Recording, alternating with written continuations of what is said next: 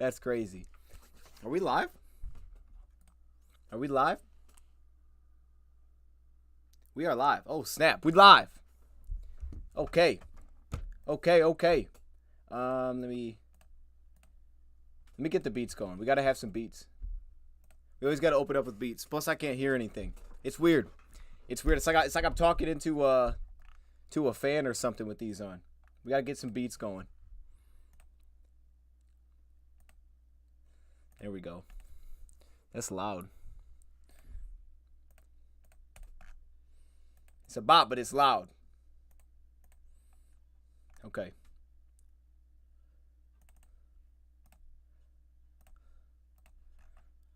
Woo, that's loud. Dog, that's loud. Okay. These headphones are built different. These things are built different. Chat, how we doing? I see y'all. Okay, I see the chat. I see y'all. Hey. I know. Hey, my man said easy. You just made me think. He called me out on the headphones. You know, no one's done that before. Easy had to call me out on the headphones. That wasn't necessary. You know what I mean? Everybody else just kind of lets me ride with the pink or the purple. They're purple. Look, it's their lighting, man. These things is purple. Everybody likes purple. Plus, they got like a blue flashing light. Where else you get that? It's like a UFO. Let me get that pulled up actually though, because I'm gonna want to see if we get any like kind of specific news. I don't think we're getting any news tonight. I don't think anything's happening tonight. And I was thinking about this. Chat. Let me start with this before we even start talking trades. Well, I mean it is trades, but I want to throw this out there. I was thinking to myself a couple days ago. I was like, man, why don't trades? You know, we had the Kevin Byard situation happen, but why don't we have more deals happen like a week out or like a week and a half out? You know, because like teams know the trade deadline's coming. Why does it seem like, and the NFL is usually not as active, though it seems like a lot of people believe this year is going to be a lot more active. Oh, you can't hear me? Test. Oh, I might have the wrong input. Test. Okay, sound should be good. I know why. There you go. See, good thing I didn't get into anything because it was quiet. No, okay. Now let me know. Now, I'm not sure why I pulled that down. I had that thing on like 30%. We're good now. We good now. Yeah. No, that's a good look, chat. I appreciate that. Hey, I appreciate that. Yeah. No, that thing was way down. Okay. You probably were just listening to the beat. Look, we should do a couple of those. We can do some DJ shows where I'm just playing beats. I don't think anybody wants that. But no, here's what I was thinking. I can still raise it up. If you guys want me to raise it up, I can keep doing that. Just let me know. I can put some gain towards it. I'll put a little gain. I'll move it up a little bit. Y'all let me know. Put up a little bit more. But I was thinking this. I was like, why don't trades happen much earlier? Like, why do they always seem to happen on trade deadline? We had Kevin Byard go down, but why does it seem to take so long? And then it hit me. And it was like the most obvious answer. It's like, well dang, duh.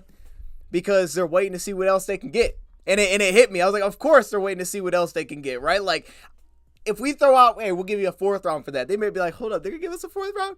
All right, let's wait till the trade deadline, see how desperate they get. Let's see if we can push that value up. I mean, that makes sense.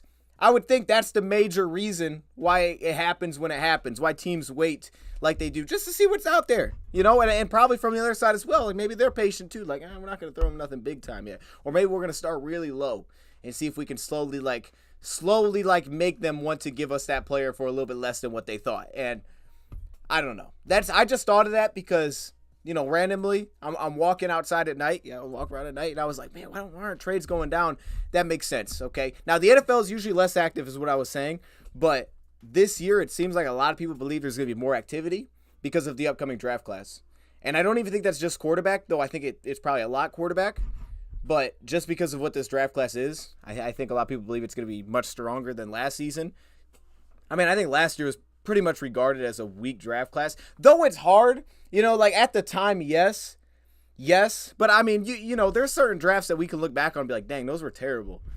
They were bad at the top. I mean, even last year, you know, it felt kind of light. I think a few years ago, right? 2020, it was kind of light. Just looking back on some of the misses that were at the top. So maybe some of those guys are just trying to figure it out still. But I don't know. Point is, for a limited time, is it still? Yeah, for a limited time. Hold up. Hey, that timer is counting down. 4 p.m. Eastern time. But we're good. We're here, chat. this show is going to be, it's going to be like an old school live stream, honestly. I just want to chat. I just want to chat, talk some trade ideas. I'll throw some names up there. I got random all 22 playing behind me for some reason. I could put that on the screen, but I'll just put it in like the bottom corner. Do I want to play this on the screen? I can play it on the screen. We'll play it on the screen. Just, add a little something to it. I'm just looking at it, but there's, yeah. I'll just put that in the corner. It's a little blurry too, so. I finally figured out how to use it though on the computer, like put it on here, so that's pretty cool. So I'm gonna show it off a little bit. We'll throw that on the screen. Kind of wish we signed Julio. Man, if Julio would have showed more in the past, I'd be with you there, because I do think, and it was something I definitely want to chat about, was receiver. I don't think it's a top need, but I do think if you were like ranking them, receiver would be in there somewhere. It wouldn't be at the bottom. It'd be something to consider. Now, it sounds like we got a lot of positive news, though, with receivers, specifically Khalif. It sounds like he's going to be all right, so we're actually okay there. Trade for Brian Burns. So I read a thing today, and this was actually another thing I wanted to go into, some of these rumors that I've heard. So I read a thing today. There's been a lot of, like, just notes and stuff being put out there. I don't know what's true or what's not. It sounds like the Titans, more and more likely, they're not going to be trading him. Same thing, I heard the same thing with Brian Burns. Not the same exact thing, but, like, the Panthers really didn't want to move off Brian Burns. So I get the sense that's probably not going to happen. Plus, it's just going to cost so much. Like, what it's going to cost for Brian Burns it's crazy. It's going to cost him a ton. So I would think that he probably doesn't get moved. I mean, I don't know. It would take a lot to be willing to give up that many draft picks. And I was thinking back to this. What's up, Don? Oh, my man Donnie's in the building. I see you.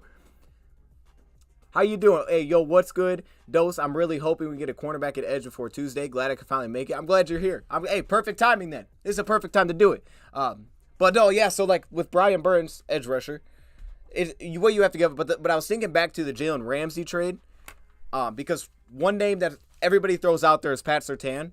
And I was thinking, I'm like, okay, what would be a reason for the Lions to plunge like that on a cornerback? And the reason came to mind was, if you thought back to the Jalen Ramsey trade, if you think about what the Lions, I'm going to hide this, not the Lions, what the Rams gave up for Jalen Ramsey, who had an extra year on his contract, and it was like, yo, he's going to get traded. They're not going to give him a, because that's when you can negotiate, and then they had the fifth-year option. Like, he's not getting a new deal, but he was so talented, and he already had played so well, it wasn't a projection, that they were willing to give up 2 first-round picks and a 4th-round pick to make that happen. It feels like Pat would almost have to sort of fall into a same type of range. Not 2 first rounds. There's no way I'd give up 2 first rounds for Pat Surtain. I think that would be crazy. I don't think he's put that on. I don't think he's put that out there. I mean, he had a great start to his career. I don't think he's put that out there. But I think that's the way that a guy like that could be interesting for someone. And I the Rams did it when Brad was there. If it's possible, maybe they look at it like that. Because Pat's a dog. I was watching before I got on this live stream. His production, his numbers aren't the same. They aren't the same. But when you watch him, like, he moves like there's just not many corners that move like that in the league. And there's another name at corner that I want to talk about today, chat. I didn't bring the clips with me, so I have the all-22 if there's a specific player that we want to show. But I'm going to put my list on the screen. I showed it a couple of videos ago, just like randomly. Because we got to talk about edge and cornerback. It was just brought up by my man Donnie. We got to talk about that a little bit. I'm going to throw this. What? Okay. It's so weird wearing these headphones. Oh, and by the way, the timing of starting the stream, that's on me, Zach. I saw you. That's on me. It's weird. I'm telling you, it's weird that it's not the normal, like, 12-hour, it's 24-hour thing. It throws me off all the time. It's always throwing me. I don't know when my streams are supposed to start. Okay, here we go. So this is the list. Now, I did update it a little bit. I made some changes. I didn't take anybody off. I just put a couple new players on there just to talk about. I'll put myself like right here. A couple new guys. I always leave it open too. Like I say in the stream, I always leave it open because we can add names. I always want to add names that chat's throwing in there. Okay. Yeah, this should be good now. This should be good. And on the right, the right side was really made because of the chat. The chat would throw the big names at me. So I'm like, you know what? I'm just going to pop those into the right side of the screen. And, you know, chat can just, there you go. Those are the big names. Because, like, some of them, okay, I got you. I added a couple, too, there. I'm not going to lie. I put Marquise Brown in there. Chase Young, I mean, you could kind of throw him in big name. I mean, he gets a lot of the attention, so I put him in there. But Saquon, I think Derrick Henry. I put Uche in there. Uche's not really a big name. But Uche, it sounds like Josh Uche is going to get moved. I think he's an interesting edge. The only thing with Josh Uche is he pretty much only plays pass downs. So he's like he's that like third down piece. I don't know. I mean, that would be something to me that if you thought like, oh man, James Houston might be out for a while, that could be interesting because you're not going to use him really on early downs from what we've seen so far. He's also still under the rookie deal, so he's not very expensive. And I don't think it would cost a lot to bring him in. But he's like a pure situational pass rusher, and he's actually been pretty good there. He's been pretty good there for a while. He just hasn't like taken off into a bigger role. Maybe you give him that work. Maybe you give him that opportunity here, but it hasn't really become a thing. So I think he's interesting though. And on the right is the cap number. I think that's their base salary based on over the cap. So I just popped that in there. Let me see if there's anybody else. And Leonard Williams. I put Lattimore in there for my man. I don't know if he's in the chat. My man always brings up Marshawn Lattimore, so I just threw him in there. Okay. Max Zertan and Sweat. Okay, so I'll start right there because I know I did the video on it. If you didn't see it, I want to start there. Chase Young, Montez Sweat. So the rumor I saw today, shout out to my man Phantom. This was the post that he had. I'll read it to you guys. This is the post that he sent me. You know, all this stuff is speculation, but at this point in time, according to Dov Kleiman, I think that's how he pronounced his name. Dov Kleiman. Commanders want a second-round pick for either pass rusher Chase Young or Montez Sweat and are listening to offers. Per DM Rossini. I'm assuming that's Diana Rossini. I'm assuming. Is that who that is? Yeah, Diana Rossini. So, okay, she usually breaks news in the NFL, that kind of thing. So they want a second-round pick for either of those two. So they're putting them on the same level, I guess, in a way. But they're saying the team only received offers in third-round pick range so far. Now, this kind of takes me back to the point that I made earlier. Grover Stewart's a dog. Grover Stewart is a dog. I had to put him on there. I don't think that happens either. He costs so much. I don't think it happens because I look at Indy. They're still competitive. I don't know why they would do that. And also his cap number is pretty darn high. But he's 30. He's legit. And he can play nose tackle. I think he's legit. Could a Lions trade Hendon Hooker? Heck no, Bud Joe. Hey, I didn't mean to make that rhyme. Heck no, they ain't trade no Hendon Hooker. What are you talking about, man? Yo, no shot. No chance. No chance. But yeah, so that's what they're saying. I don't know if that's true or not. I mean, I don't know if that leak's getting out there by Washington. Like, hold up, yo, we want that second round pick. I don't know. But the point is that could definitely change as time gets closer.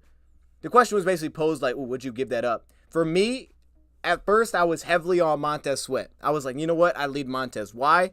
I think he fits stylistically better. I thought he fit stylistically better.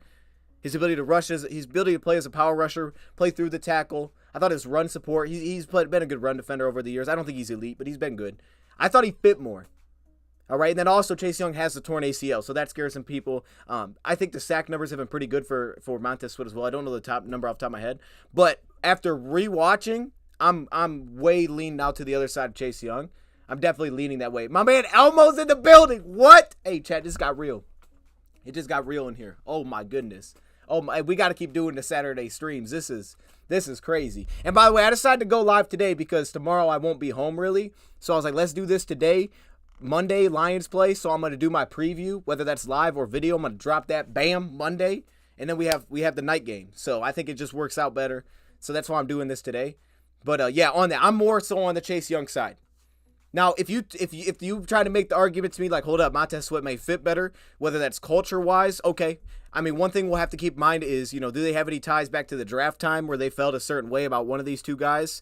Is there that? Is there, I didn't really look into this. Chat, you guys may know. Does anybody know? Is there a guy, a staff member, that we have connections with either of those two? I think that's an interesting aspect of this too, because that always, I think, comes into play, like knowing the person, because you're giving up draft picks for them. And for both those guys, you're probably extending both of them. But based on just the play alone, I'd lean Chase Young because I think the pass rush ability is I think it's just on another tier personally. And I don't love his run defense, but I think what I would be giving up, if I'm giving up a second for either, I would not give up a second for Montez Sweat. I'll say that. I struggle with either one, to be honest. I don't think I'd give up a second for, my bad, Chad, let me mute that. I don't think I'd give up a second for Chase Young right now. I don't know if I've been able to talk myself into that. But I'll tell you what, I wouldn't give up a second for Montez Sweat. No chance. To me, that feels like a little bit of a desperate move. I wouldn't do that. Did the Vikings just get D-Hop? Did they just get D-Hop? I don't know. I see a lot of D-Hops in the chat. That just happened? Nico Autry is underrated. Yeah, he's consistent too. That's why I like him. I like that whole defensive front. I like the way that all those dudes play up front. And Nico Autry gives you some flexibility too. So I put him on there. The financial side is a little bit difficult. But I rock with Nico Autry as well. So yeah, I'm with you. I'm with you there. That's why I put trade Teddy. I'm scared to trade Teddy. Hey Denver, look, bro. I'm scared to trade Teddy, dog. What he did. Let me say this. I think I told Rap before the season, like, yo, if they offered me a third, I wouldn't do it. That may not be true. But man, oh man, I love having Teddy Bridgewater. It makes you feel so good. It makes you feel so good knowing you have that guy. And if you traded him, yo, I don't know what we do. I don't know what we do. And plus, I think if you were like, hey, trade Teddy, they'll give you like a legit starter. Okay. We can talk now. But like, man, if I'm getting like a 4th round pick, like, nah, I'm not doing that. I'm not taking like just a day 3 pick for Teddy. No, I get it. Like on paper, it makes sense, but I want Teddy for this season because you never know. And I think we're clearly there to a spot where, throughout the year, it's going to be important. It's going to be important that we can win games. Lions, Red Wings, Pistons play. Detroit Sports Parlay going to go crazy. Hey, Pistons got that dub, right? Didn't they win yesterday? I overheard people talking. We were walking down the street today. Completely off topic. There was people talking about seeing the Pistons before they get really good because they're like, oh, they're about to get really good. I'm like, oh, snap. Oh, snap. Yeah, is that how we feel? Are they really about to do that? I think we should trade for DJ Reed. DJ Reed? It's interesting. Dalton, give me your reasoning. Why would they trade DJ Reed? Let me know. I'm not mad at it. I'm open to anything. These are just names that I've kind of went through. Really, if I've seen the player, I put him on this list. If I haven't really watched the guy, I didn't really put him on this list. I mean, there's a couple others sort of like I've watched, for example, Terrace Marshall. There's like a weird part of me that intrigues me about Terrace Marshall. Not enough where I give up like anything legit, but there's just a part of me that's like, it's interesting. It's interesting. He's got numbers, but really this year it's just been screens and go balls and hasn't really asked him to do much, but he's such a big body. He's 6'3", 200 pounds. I mean, he can play in the slot back like at LSU he did. The size intrigues me. The play style intrigues me because I could see that fit within what we need. I think that's the kind of receiver that we could go after. Jerry Jeudy's awesome too, but I think he would cost too much. I still like Jerry Jeudy. I still feel like there's a lot left in that tank, man. Just by the way that he moves, I still think there's a lot there. And then, honestly, Cortland Sutton kind of fits, I think, the type of receiver that I like, too. But I think he'd cost too much. Plus, you throw on top of that, he got a 4-year, $60 million deal a couple years ago. Chase Young bigger than Burns. Is he bigger than Burns? That's a good question. I think he's a little bit heavier than Burns. I don't know that he's taller. I would say he's probably a little bit heavier than Burns. I can look it up. Let's just do a quick little search. Brian Burns, 249. I think Chase Young's like 255 is what he's listed. These aren't official, but... Oh, 265. Okay, there you go. There you go. Everyone is on the block for a price. Dang. That's probably true. Especially the bad teams, though. I want to know who's actually on the block. So, a lot of these guys, I'll say this, Zach. A lot of these guys, like, because I don't know that there's been any place out there that's put, like, a list of, like, yo, we know these guys are on the block. But to my man's point, like, some of these guys I've read. So, like, if we went through this list, and this is showing up weird. Let me fix that. I don't like that. I like how that looks. There we go. But a lot of guys, like Dante Jackson, he's popped up in a lot of places. A lot of people have suggested that trade could go down. Plus Carolina, there's been just rumors out there. Terrace Marshall, Jeremy Chin, Dante Jackson. Y'all were spamming it in the chat that those guys could be on the move. Any of those are really possible. Brian Burns, of course, is now getting thrown into that. Though, again, like I said, I heard Brian Burns, they were going to not move him, right? Is that what it was? They don't think they're going to. It's going to be difficult to move him, basically, which it would have been either way, I guess.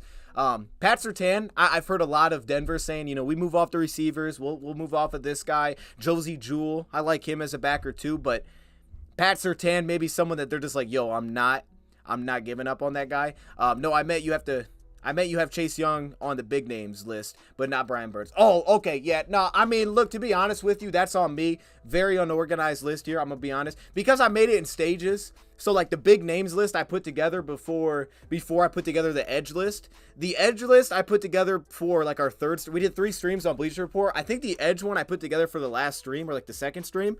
So like, when I made it, it was separated. I mean, initially the mindset was like, yo, I'm going to put the big names separate from you know, the edge defenders that we could go after. But it kind of got like mixed together. So like yeah, Josh Uche is literally on both sides. I mean, he fits better at the edge option than big name. I wouldn't throw him into that, not when you don't play all downs. But, you know, the list is just kind of, it's kind of a mess, you know, I'll be honest. But it's the names. I think that's important, just the names that I put up there. Those are guys that I've looked at. Maybe a backup center. I'm telling you what, I've thought about guard. I know Ezra Cleveland is the guy that gets a lot of, you know, there's a lot of noise around him being moved because he's a guy that sounds like he wants to play tackle. He did in college. He's played pretty well at guard, actually. So, you know, for a team, now this is the last year of his contract. I looked at that. That was something that intrigued me. Like, whoa, wait a minute. Does he have an extra year? Because if he has an extra year, that could help us a lot next year.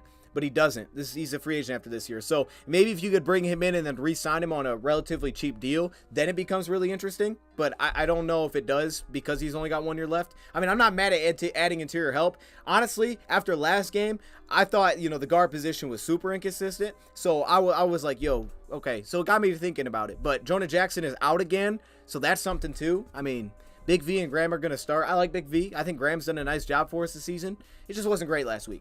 That's it. I'd rather have Sweat. Ooh, I can't read. I'd rather have Sweat. He's healthy, and his PFF has consistently been 75 or above in his career. That's fine. That's fine. Like I said, that one for me, I was originally on Sweat because of the health. The biggest thing with health with Chase Young is the ACL tear. So if that scares you away, that's understandable. I'm not going to be able to change your mind on that. But to me, when I watched the two, to me, there's a gap. I think there's a gap between Chase Young and Sweat. Now, again, if you told me stylistically, Sweat, you like that better, I'm cool with that. Power player, I get it. If you told me that you felt that he fit us better, you know, by his demeanor against the run, that's fine. I don't think he's a dominant run defender. I think his grades are pretty strong there, but I don't think he's a dominant run defender, but I think he's good in that aspect. So I would just lean Chase Young because I think Chase is just a better player straight up, and I think Chase still has more in the tank. But, you know, either one's fine with me there. All I'd say is this. If you were, like, putting those two together and said which one would you be willing to trade, give up more assets for, I'd be willing to give up more assets for Chase Young. And usually I'm not like that. Y'all know, like, if he's got the injury history, because initially I wasn't on that, I wouldn't be on that. But that's just how I came back after watching him. Be a friend, tell a friend, and share Dose's page. I see you, Denver, and I appreciate you. Thank you. I appreciate it. Hey, we're going to get Rad back on soon, too. So I know that's like completely off topic, but Rad's coming back on soon. Stay tuned for that. We weren't able to make things work this weekend, but he'll be back soon. I would love Crosby or Burns. That would be so good. Yeah, I definitely should have put the Burns one, to be honest, to my man's boy, in the big names category for sure. He fits that one better. Max Crosby, like that one, I don't know why. I mean, look, they're not great. So if you were like, yo, hey, Raiders aren't very good, that's why they moved. Okay, I got to my man's point. Everybody's got a price. Okay, I got you. Okay. I haven't watched Donovan Peoples-Jones like that. If you want to throw Donovan, I didn't even know there was trade buzz around him. I like that name. I'm not mad at that. I would say this, though. Chicago, they're doing pretty well. I mean, not Chicago. Cleveland's doing pretty well this year. So is that a snap issue? Is that why he would be on the block? Because to me, like they're in contention right now. They're just trying to figure out Watson. I'm not mad at that either, though. I know his style. I think his style would be nice for us. Yeah, what's the highest probability move Brad makes in your mind if you had to choose one? Ooh, that's a good question. Highest probability move. I would. Oh man, I struggle. I think it definitely would be a defensive lineman or a corner. I mean, that seems like an easy answer. Definitely one of those two. I'm super intrigued by them getting an edge rusher. I think initially I would have for sure said cornerback because of them losing Mosley. Like, there's a reason they signed Mosley. I do think they like what they have with some of the young players. But I don't know that they would love putting Gilmore out there. I could see him not loving having to do that this year if they had to at any point. Jerry Jacobs, he's going to be all right too. I would say cornerback position most likely. But I think edge comes into play because of what they did last week. Because they did not have Charles Harris active and they wanted to see Julian. To me, it makes it a realistic possibility. Now, the names within that, oh man. Cornerback's more tricky. I think cornerback's more tricky because I don't know where their value is. Like Jalen Johnson, his value to me depends on what's Chicago thinking. Are they thinking that they're going to try to bring him back, or are they like, no, we're moved off him? He had a couple interceptions, a couple DPIs in their last game. Like, I don't know where their mind space is at. I have a new name, Kaiir Elam, that I added to this list. I was watching him today. Not perfect, but I think he's interesting because what's so interesting about Kaiir Elam is he's got 2 years left. He's got this year and next year under contract. So, I mean, you could really help yourself out because if he came in and if it didn't cost a lot to bring him in, which it would probably cost like it wouldn't be like nothing because he is a former first round pick just 2 years ago. But if you could get him in for like a somewhat reasonable price, and if he proved like, yo, this guy could be a starter, and even if he brought competition in next year and that was Jerry again, you could there's a world which Kaiir Elam could look good enough where you could say, you know what, we're going to bring him back because he's got 1 year left on his rookie deal. He's still not getting paid. We're going to extend Jerry Jacobs, and we're going to roll in with those two. We have Cam Sutton, kind of like what they did this year with Mosley. We're just going to do with Elam. I think there's a world where that's possible. And when I watch Kaiir Elam, what I like about him is, again, stylistically, I think he fits. I think he fits in zone. I think he fits in the half-turn style that Cam Sutton runs. He's a press, big body. He can really run. There's things you don't like. Like, man, he gets cooked way too often off the line of scrimmage. He's way too often in trail. Like, if you watch Pat Surtain and you watch Kaiir Elam and you watch him back and forth, you can see the difference immediately about how they play when they're in press. One guy, the lateral movement, the ability to stick in your hip, Pat Surtain is like, yo, that's pretty darn good. You watch Elam and it's like, okay, he's not really connected with him again. But the physicality, the length, he gives you a good offset from what you already have in that room. I think schematically he'd fit too. I love him as a zone corner, not as much in man. It's just it hasn't all been there for him yet. But I think he's an interesting fit. And I think the contract, which is going to be cheap because he's on his rookie deal, tied along with the years, oh, that'd be amazing. Like, if that dude hit, that'd be amazing. I think they trade for Sweat for a third. That's my prediction, honestly. It'd be interesting. I mean, and now the thing to that, if they did something like that, I got to think they're going to pay him pretty quickly. Here's my biggest issue with both those, I'll be honest. My biggest issue with both of those is I don't know if I love either of them for a big-time extension. So if you said they traded for Montez Sweat, I would feel more safe with the extension there. Because I'm like, yo, I gave him up a third-round pick. I want to extend him. And if it can't be, like, in a perfect world, like a 1-year deal or something like that, if it had to be like a 3-4 year deal, Montez Sweat, I feel safer with that one. Because I feel like I know what I'm going to get. I don't think I'm getting that elite performance, but I think I know what I'm going to get. If you gave me Chase Young, there's a part of me that's like, yo, we might have just struck gold here. But then there's also the opposite impact where I'm like, I don't know if I love giving him a 3-4 year deal. Because I could see that coming back and just blowing up in our face. So that's kind of where I'm at with that one. And I almost feel like if I'm giving up a legitimate draft pick, to my man Budjo's point, I'd want to do Chase just because I see more upside there. We call him Tupac on Madden, Shakir, Khalil. Is that what you're talking about? Oh no, wait, you talking about the rapper? I want an Edge. I know, and I'm interested in that, yo. Like I can't help thinking to myself, you know, like what would that look like with those two together? Honestly, yo, like what would it look like? Because Chase Young gets the attention now. Aiden Hutchinson can deal with the run. Aiden Hutchinson can deal with the tight end. But like, what would it look like with two guys that get the attention from the defense? Because Montez doesn't give me that when I watch him in pass rush, but he'll help our run defense. And you guys know I'm always about run defense. But I really like where we've taken steps. Last week was not our best by any means, but I really like where we took steps there. You guys are talking receivers now. We could transition.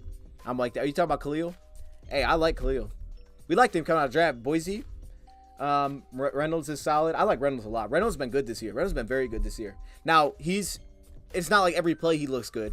Like, I remember one of the plays that I was watching last week, yo, the safety, like, locked him up. It was like, oh, snap. Kyle Hamilton's a different breed, but, bro, I was like, oh, snap. But I would say on the year, Josh Reynolds has been pretty darn good. I would say he's been pretty good. But if you wanted to tell me, like, the Lions wanted to go get another outside receiver, I could see that. I could see a world like that. Then it just comes down to what you're giving up for. Like, what are we really going after there? I don't think they would go give up, like, a haul for a receiver. But if they could get a DeAndre Hopkins, to what we were talking about earlier with the chat, DeAndre Hopkins still got it. You watch him, he's got it. And to me, he's more of the possession type in the sense of just his like catching style. So I'm like, yo, I can get him some passes in traffic. He can run really well routes. He'll get back to the football. He can beat man coverage. He's a threat. He's a threat to win one-on-one. You know, and so I like the style fit there. Like Marquise Brown, I like Marquise Brown, but I don't think he's not that. He's not really that. And I don't know that they want something like that with J-Mo. I don't think they want something like that. Is Montez Sweat a sideline? Oh, wait, I can't even read. I'm sorry. Shady Brain. Is Montez Sweat a sideways move from Charles Harris? I think it's an upgrade, but I don't think to me, it's not a significant upgrade. Now, I'm saying this. If we traded for him, I would go back and, watch a ridiculous amount of his games. And I could come back and say, you know what? I missed some things. From what I've seen, I don't think it's a significant upgrade. I think it's an upgrade. That's kind of where I'm at with that. That's why I've struggled with that one. J-Mo to the Panthers for a second. Yo, they would. I think they'd love a receiver. They love receiver. I can't see us moving off J-Mo. I don't see that happening. I don't want to move off J-Mo, to be honest. I still think his skill set has just a dynamic role in this league. There is cause for concern because we've seen guys like that are just fast and they're really lean and tall. I think the advantage he has going for him is that he's fast but he's lean. And not lean, but he's fast but he's tall. I think you get a lot of guys that are fast, but they're smaller receivers, and it's okay, I don't know when to use him. I think J-Mo's got a unique skill set. I don't want to move off. I still think there's a lot there for him. I just don't think it connected. It hasn't connected yet. I put a legit blame on Goff from last week. If we're just talking last week, I didn't think Goff played that well last week. I thought some of the passes were yeah. I would now, but even saying that's a two-way street, because realistically, right? If I'm throwing a curl route and I got to put it inside shoulder and I throw it outside shoulder and it hits his hands, even if it's high, there's a part of me that's yo, I would like that ball to be on point. Yes, of course I would like that to be on point. But when there's pressure and he steps up in the pocket and throws that and it hits his hands, I want him to catch the football. There's a two, I still want to, he still got to catch that football to me. I want him to go beyond, and he wasn't known for he's got golden hands coming out of college, but you still want the guy to go beyond and make that play regardless. So it's a two-way street, but to me, I'm not in a rush to move off him. I'm not, but I would like to see more one-on-one wins. That's the biggest thing. If he can become a guy, and this is going to be crazy, but if I can get more consistent one-on-one wins, I think we've hit exactly what we needed there because he already brings the skill set that's different. I just need him to get more one-on-one wins. I thought someone said some in the chat. I'm sorry. I was trying to stall and see what I was looking for. I missed it. My man said Najee Harris. Yeah, I mean, look, hey, the running back list, I'm going to be honest. So the running back list was more so right after Montgomery happened, and then we found out, okay, Jameer's coming back, so it's okay, we're good. Montgomery, I think he's listed out this week. So that's why that's there. Najee Harris, to me, kind of came as a late idea. That's why I put him on last. But I still love me some Najee. I understand, the perception. I still love watching the dude play. You watched him, last week against the Rams. He had a fumble in there, I think, and I still love the way that he played. So I just think, and I think he fits so well. I think he fits really well within what we could use to mix with Jameer. The issue I have with Najee, if I'm remembering correctly, I believe he's like Penei Sewell. Yeah, he has an extra year on his contract. So to me, any running back that has an extra year on their contract, unless you don't trade much to bring them in, probably isn't something that they wouldn't even look at. Because I don't think they want to be in a position where they have Jahmyr Gibbs, David Montgomery, and a running back under contract for next year, where you give up a legitimate draft. Now, if you give up a sixth and you get Najee, it's okay, well, that's different. I mean, we'll make it work. We get a sixth-round pick. But if I give up a third, because he has multiple years, that's something I'd be I don't know if I want that. My man said Michael. Yo, we can't think they're rookies. Hey, shout out to Michael Wilson, though. He's been balling. If anything, I think Arizona reminds me so much of where we were the first year. Where guys were getting snaps that maybe weren't didn't have a whole household name yet, but they were showing something. That's Michael Wilson, I think, falls into that. I think that's where they're at in their stage right now. I think there's a bright spot to where they're going. It sounds like Kyler's coming back too. Hawks might trade Lockett. That'd be crazy. I'd be on board with that. We talk about size and all those things, but if they traded Lockett, I'd be on board. I would be on board with that. I think last week he and Jackson Smith and Jigba both started on the outside because they didn't have DK Metcalf. Lockett's ability to play inside-outside makes me super intrigued. Yeah, I mean, Lockett's a dog. So, I don't know, he's a top number one, but he's legit. He'd be legit for our offense. McLaughlin's been big time too. Yeah, he's been big time for the Broncos, man.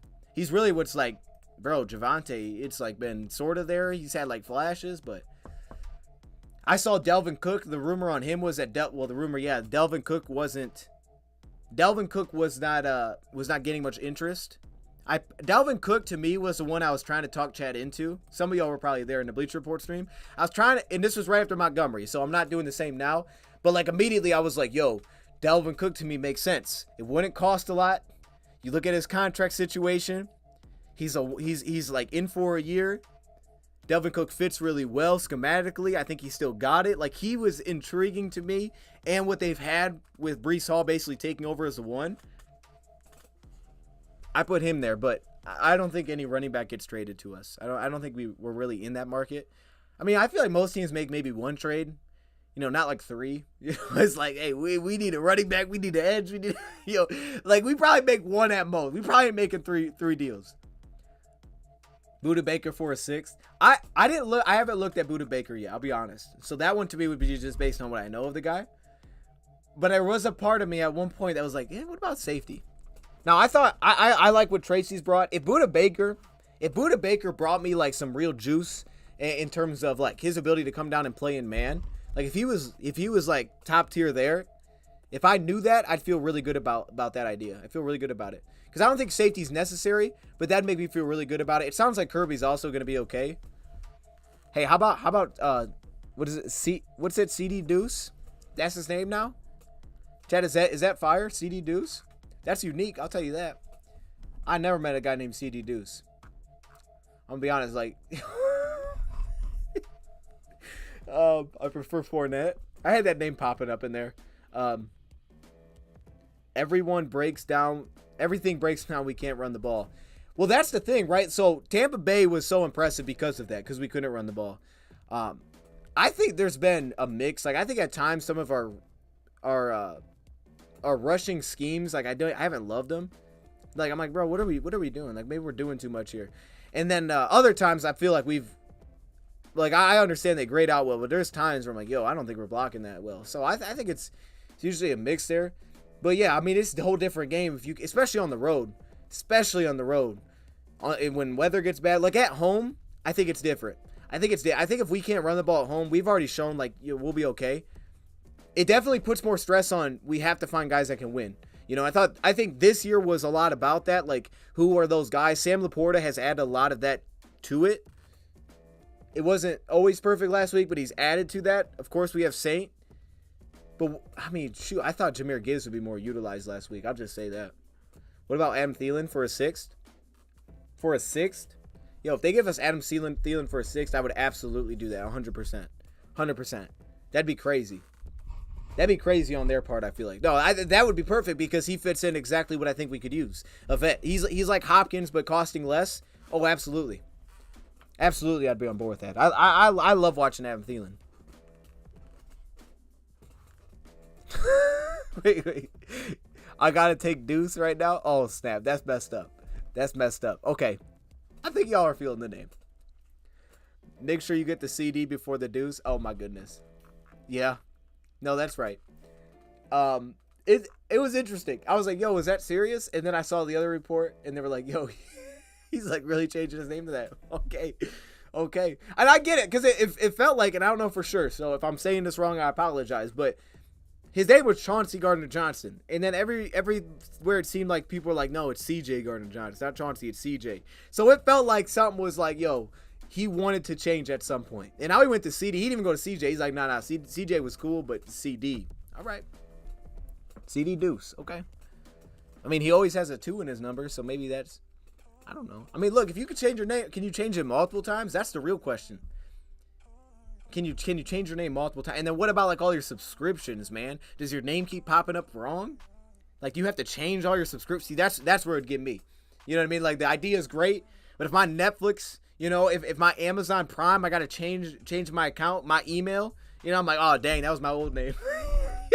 Yo, if I don't remember my email because it's my old name, no, man. That's where it'd get me. That'd be, ooh. See? Now, if someone else is handling that, that's fine. Yeah, that's... Gibby got a TD, though. Oh, no, Gibbs was great last week. Man. He played his butt off. I thought, man, he like completely excelled any game I've seen him in this year. Including Chiefs. I mean, Chiefs was actually pretty darn good. Gibbs was great, man. Receiving, everything was great. I just wish we got the ball to him more, man. Honestly. apologies to cover this, but did Tom Kennedy come for a visit? Yes. From what I know, Tom Kennedy did come for a visit. Now, he'd be like receiver 6. I did not cover that, Mike. What's up, Mike? He'd be like wide receiver 6, though, because it sounds like Khalifa is going to be all right. I think it's something is you keep Tom Kennedy always in the, because he was injured for us. He was with us, then he got injured. I think Jack Campbell fell on him wrong. He got injured. We had an injury settlement. Then he became a free agent now. And I think that's a name that you just want to see, like, yo, okay, is he healthy? Because they know, like, whenever they need it, they can call that guy and he's going to bring to the table. Now, Tom Kennedy doesn't bring to the table what I think they could actually look for. Like, if you told me the Lions were looking, like, yo, we want to add a receiver to this group, like a legitimate playing time receiver for the rest of the season, he's not that piece. Because he's not stylistically that piece I think that they would want. I think if they wanted a piece, it'd be a bigger body. It'd be someone that could win, contested situations. It'd be some of the catches that we say, like, oh, dang, man, we didn't make that play. It'd be those plays. To me, it'd be that. It'd be what Marvin Jones Jr. kind of brought to the table, but, we didn't use him a ton. But it'd be that style. He doesn't really bring that style, but we know he can play everywhere. So it's like, you just know if you need him. He's kind of like an insurance policy, I feel like, in a point, because he's legit. We know TK's legit. Do you add to deal Hooker for the right guy? Oh, I see what you're saying. So, like, if someone was like, yo, you can have, this dude, but we want Hooker in the deal, I would say no. I don't think there's I don't know. I mean, I can't say there's not a package that that would make me move him, because I would have to CEO. If you're like, hey, 2 firsts, like, yeah, okay, we'll figure that out. But, like, for me, no. I don't think there's any way that I would consider moving off Hendon Hooker personally. I don't think there's any way. My man just put the yo emoji. Who put that emoji in there? I see y'all. There's no way I move off of Hendon Hooker. I liked him a lot at the draft time. Y'all know. Remember we did the mock draft and I had him in round 1? Round was shocked. I took him at like pick 30 or some. Well, I don't remember what our pick was. I took him. Oh no, I took him at 18. I took him at 18. Chat was like, yo, you're crazy. And it was crazy. It was absolutely crazy taking him at 18. But I still really like the dude. I think there's a lot of juice that needs to be there, but I think at the same time, when you look at his skill set, and I was even thinking about this, like, when you just look at his skill set, if in a perfect world, because I can't anticipate, like, yo, his accuracy is going to become perfect. Like, he's going to hit all the easy throws that he missed. Like, nah. But if you looked at just the skill set that he has, if it clicked for him, if it ever clicked for him, his skill set fits so well in today's NFL because it would travel. It would travel extremely well. It would open up the run game. Like, you don't need to be a mobile quarterback. And I know we're going down a whole other path. You don't need that. But there is an impact of when you have anybody that can just be a threat. Not that he has to take off. Maybe he takes off once or twice. But if he just has a threat, now all of a sudden, their defense has to play different. They just have to play different. They have to pass rush different.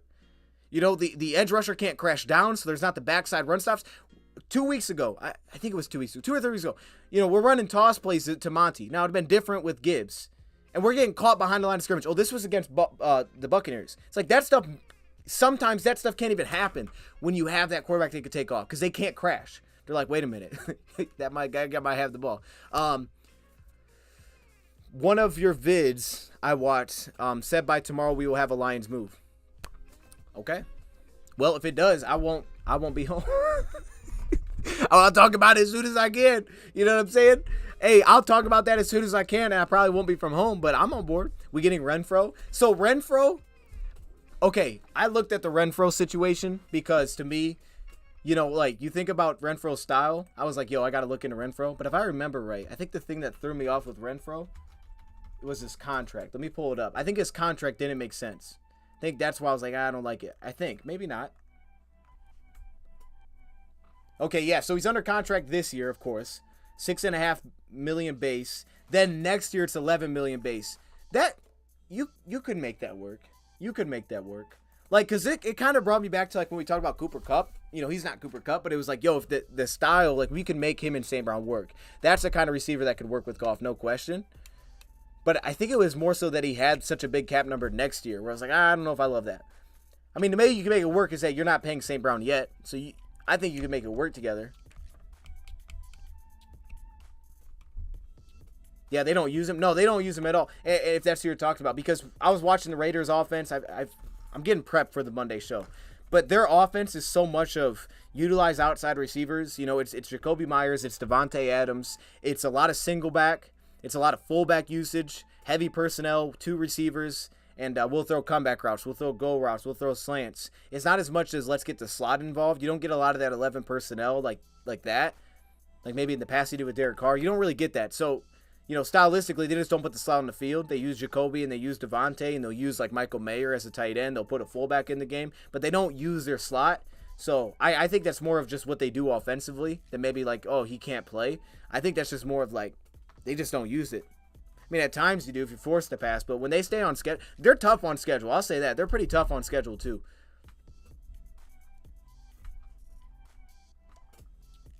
Pistons pulling away. Monty. Hey, that's good to hear. Okay, they're up 2. Okay, that's not really pulling away. I'm going to be honest. Nah, I see you, Paul. Hold on. Yo. All right, let's see if there's anybody else I want to touch on here. Chat, let me know. Feel free to throw me some new names. Other news, if I was a USC fan, I would have multiple heartburns. Did they lose? Did they lose? They're playing UCLA, right? Other name I want to hit on, so Grover Stewart. Shout out to my man in the chat. Pointed that one out. Had to put Grover Stewart on there. I just think for me, I don't even know. Oh, I do have DJ Jones. I have DJ Jones on here from Denver. That's who that is where it says 10. The cap is too much. But the point is, there's still a part of me that feels like it'd be great to add a piece there. Now the balancing act is this. Do I add someone that's a rotational piece if I made a trade? Do I feel good about that? Because like Bugs, Benito, Aleem, they're going to get their snaps. Or do I go to a point where I really like, I'm bringing a big name in here, which is probably more so Leonard Williams. I don't know how you financially make that work, but it's probably more like that. USC won. Oh, that game's going to be terrible, by the way, to go back through because that thing was just no huddle all game. Oh, no, they played Cal. I lied. Okay, UCLA. Whoever they're playing, that game's going to be terrible. Yeah, they just run no huddle all game. Oh, my God. I could not stand UCLA, bro. They get so many darn plays off. Oh, my goodness. I couldn't stand that team. But... yeah, no, so to me, defensive tackle, there's something still there for me. Now, the thing is this, Broderick Martin, there's also that aspect. I thought last week, someone brought it up, I think in like a comment section or the chat, and they're like, well, what's going on with Broderick? And I was like, it would have been great to have him active last week because we could have put him in when the game was over. We could have put him in there, just see what happens. They're going to run the ball out, just see what he does. Because he didn't do great in the preseason. Having him last week would have been great to see it because after last week, which I thought was the worst game from our interior against the run, there could be a scenario in which he gets himself some snaps, especially if he's been showing stuff in practice. We know how important that is for him. I mean, Dan Campbell literally did not start Isaiah Buggs this season, he said, because of that. So that's something that's important to them. But if he's shown improvement there, I think at some point we may see some snaps from him. Now, if not this week and the DT bounces back, maybe not. But after last week, like that could be his opening. I think last week could have been his opening. Trade a 6 for Jamal. We all love Jamal. I ain't mad at that. It would be better. Oh, wait, I can't read. It would be great to add an outside corner. I'm on board. Someone better than Will Harris. Scoring the staff, someone better than Will Harris is very difficult to find. Well, there's also that, like, playing Will Harris on the outside, I don't think was ever in the cards. I don't think there's ever something that they really thought was going to happen this year. I mean, there's always the chance. But then losing Mosley, like, to me, I would say this. Because, again, like, Will Harris, they left some meat on the bone. I didn't think he looked terrible last week. But I also think it's pretty clear when you watch him. Like, that's just not him. That's not his best spot. Specifically when he's manned up. It's just not. It's not what he's, his best spot. It's kind of like as the route goes on, it seems like more separation is created. But I will say this, like, 84, 77. Oh, the score is way further. Okay, my man must not update his ESPN app. But I would think, and maybe not. I would think Khalil Dorsey would be someone that they would give snaps to if they needed to next time. Because I thought what he did in the preseason, like, he earned snaps. I thought he had such a strong preseason. He was great every game. And I thought he really made it to the point where you couldn't not keep him. We talked about all these young guys, and they're like, no, we're going to keep Dorsey. So I feel like at some point, like if they needed to again, you go that way. Aggressive move to get Broderick. Bad look, make an aggressive move on a DT. I'm kind of with you. Like, it was sort of aggressive, but it was kind of, to me, like the Derek Barnes trade in a way. Because if you go back to when we added Derek Barnes, they're really, like, the linebacker room was really getting light.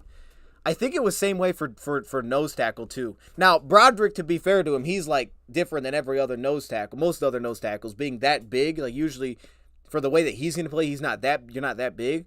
But like where it was kind of going, that position was really like getting really fanned out. Like it was getting really light. It felt like. So I think there was that aspect. Plus on top of what we gave up, we really didn't give up too much to do it. I can't remember the exact. I remember we won the trade chart, the trade value chart when we moved up. Like it felt like a lot of picks, but it was like really late picks. So I remember we won the value on the trade when we moved back up, just by the chart. So I don't know. I mean, we'll see. I think it's just a work in progress there. Like some guys, they just don't come in. They come in, they're just not ready. And we were talking about this when we came in. Broderick played in the preseason. Yeah, he played in the preseason. I didn't think he played great. He hasn't played in the regular season. He hasn't been active yet. But it's like, we talked about this coming in, like how the draft class maybe wasn't that strong this year. And you're talking like end of third round. Because I remember we were about to end the stream. End of third round. Like usually that's where you get the kind of guys where you're like, okay, developmental. Like maybe not year one starters. Maybe they can try to crack into getting that starting role. But in last year's draft, it felt a little bit lighter. So I think he's just some time away. And then we'll see. I'm not going to make any, statements on him or nothing because I just think he needs time. Colorado offensive line is a complete joke. Are they losing right now?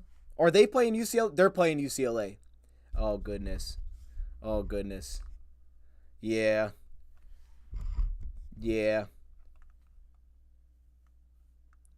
Values only realize guys play. Well, of course. Yeah, of course. I mean, but that's the thing, right? They get the 4-year deal for that reason. They're draft picks. There's a lot. I mean, look, we're talking about Jameson Williams, right? He was a first-round pick. He's probably brought us 10 receptions in his career, like if we're being honest. So, again, like where we took him, I'm going to give him some time. I'm trying to think who we took, like just off the top of my head. Like Colby Sorstel, he had to play. He played tackle. It didn't look great. He had to play. That's the only reason he came into the game. Antoine Green's played, hasn't really done anything. I still think he needs a lot of work on his route running. But at the same time, it's also like, and the thing is, to this, in fairness, it's not like we've been cooked on the interior, right? If the Lions' nose tackles or defense, if Benito Jones and Bugs were getting destroyed every week and Broderick couldn't get a shot, you'd be like, this is a problem.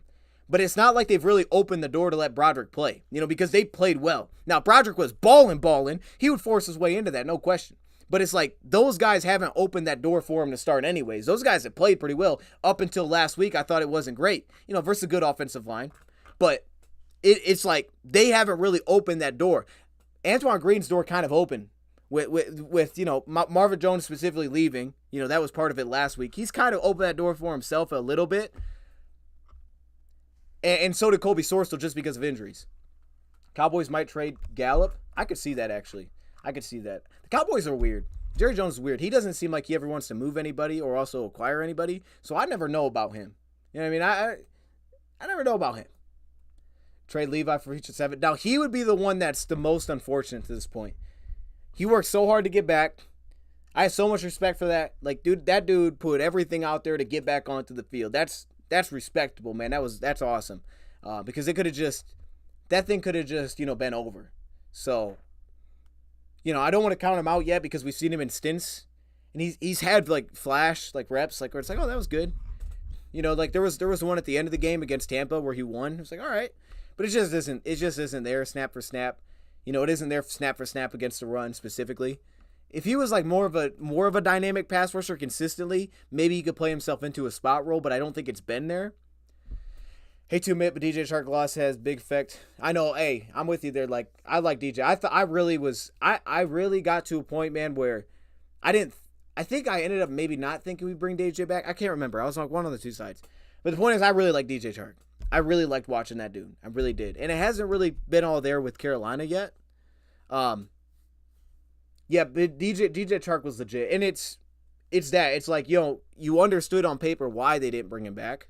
It's like, we're going to have J-Mo the whole year. Like, you can understand why they didn't do that because Jameson Williams is going to step into that role. And it wasn't like DJ gave us ridiculous production. He gave us 400 or 500 yards. He gave us like 500 yards. It's like, all right. But he was a big playmaker every time he touched it. And to me, man, I really liked him. I know y'all know we did some videos. I had a graphic. I actually have the graphic, I think, still for him. I really like that dude. But you understood why they didn't? It just hasn't all been there yet with J-Mo, so it's And I don't know that. I don't know. I don't know that some of the roles that Jameson or that DJ played would have fixed what we've had issues to this year. I don't know if he would have been perfect for those. You know, he was kind of a similar like route tree kind of guy. Let me see if I have it. Oh, we kind of do. I'm not gonna pull that up. It looks kind of weird. It's like halfway deleted, so it's like it's sort of there, but it's not. I mean, I could, yeah. that does not look right. Okay, I'm gonna pull it up, but it doesn't look right. Oh, now I closed it. Okay. Oh no. There you go. Yeah, this was the graphic we made last year for him. Oh, look at the advanced metrics. Hold up. Hold up. The advanced metrics are crazy. 19. Was that 19 10 plus yard reception? Is that what that is? Oh no, 19 plus 10 yards. I don't even know what that means. I don't know what I put there. 920 plus yard receptions, I'm assuming. Second. 13.2 yards before contact. Josh was 9.4. Fourth NFL and 15.4 target yards. Like, yo, that graphic says it all. Because, like, even the total stats. Yeah, 500 yards, 30 receptions. Like, those stats aren't great. 3 drops. But it was just a big plays. 80% of his receptions were first down. So, yeah. Okay, that was something completely different. I'm going to... This button, like, sometimes wants to work, but then sometimes it doesn't. So, it's like, are we going to... All right, there we go. This beat's bopping, though. I want to make sure I didn't miss anything else. I think we hit on most of the stuff with the trade thing. I think we went through most of the names that we wanted to go through there. I can throw it back on the screen. Milton Williams, I still have him on the list. I don't think he'll get moved, though. The more I look at it, he's getting too many snaps. I don't think he's going to get moved. I don't think he's going anywhere. Specifically because he had the injury. It's Carl. It says Carl Lawson is expected to be traded from the Jets. Yes, I did see that. He said he just wants more snaps. He hasn't played much this year. I don't think he's... I don't think Carl Lawson has looked good this year. I've watched him. To me, Carl Lawson's not an upgrade. So that's why I didn't put him on the list. He got a big deal a couple years ago. And he's just not getting snaps. So, in fairness to him, he hasn't gotten the snaps. They have a whole bunch of young guys. There's really no snaps to be had unless there's injuries.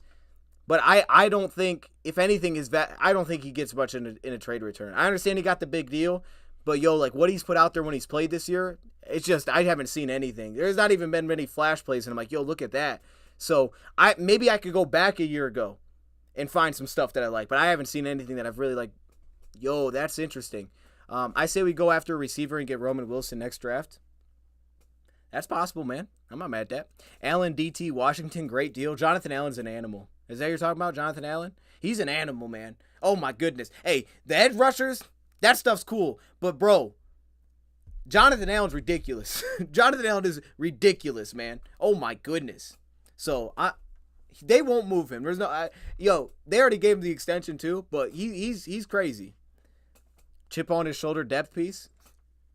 Hey, there you go. Look, I'm never mad at that. It's just I haven't seen it. You know what I mean? And y'all know, like, I'm always just, like, looking for a reason to get hype. Yeah, y'all know. I'm always looking for, if I found, like, enough clips that just got me hype, I'd be like, oh, snap. Oh, snap. But I haven't. Man. Number 2 guy, one after Donald. Jonathan Allen. Yeah, Jonathan Allen's crazy. He's crazy. I remember earlier this season we were talking about Donald. If he's still somehow ever on a trade block, I would guarantee Brad Holmes makes a call.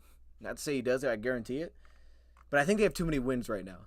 I mean, they're 3-4. I just think it's too much. It hurt losing Cade last year. Hey, it's good to hear they're winning. I know Everything King's been hyped up about that, so good for him. What's up, Charles? Man, I don't even know. I don't know. I haven't put like 3 videos out within 24 hours, so I don't know. Usually he doesn't do it when that happens. I didn't get an update either, so I don't know. Yeah, I don't know, man.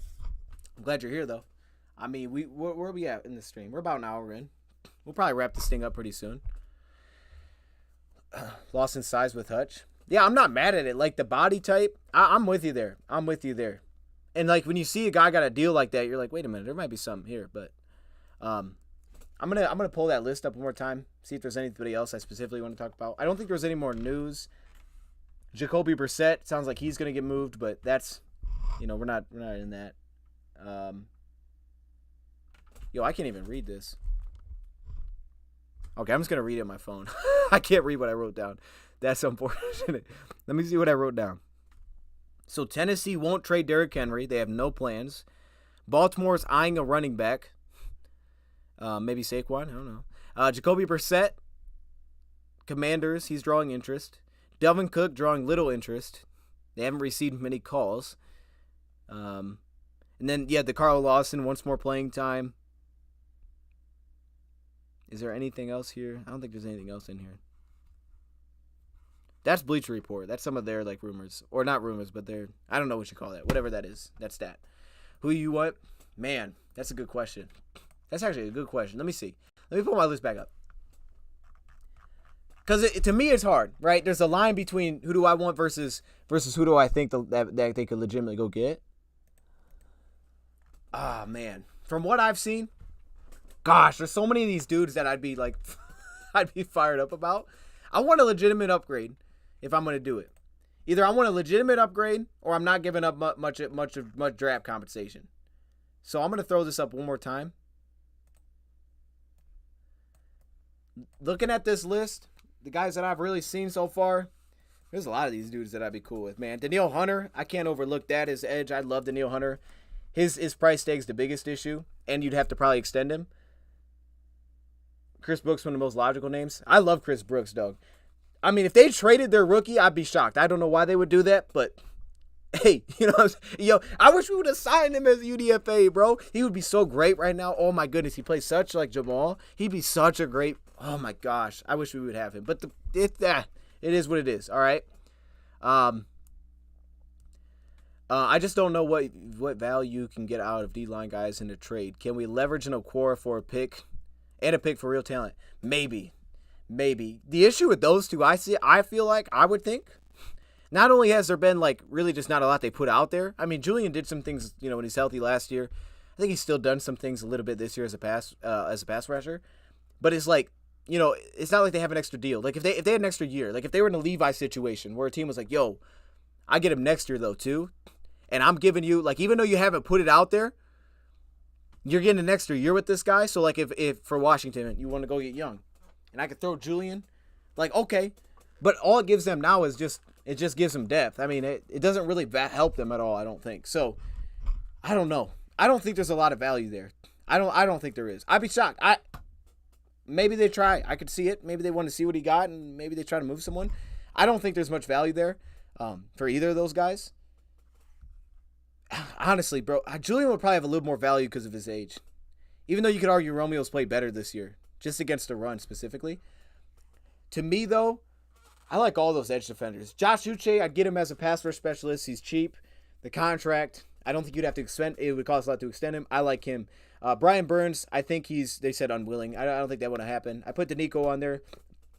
Montez Sweat, that's the biggest issue. I think is he on the 5th year of his deal? I think that's what the 11.5 is. So even with him, you'd have to figure out financials.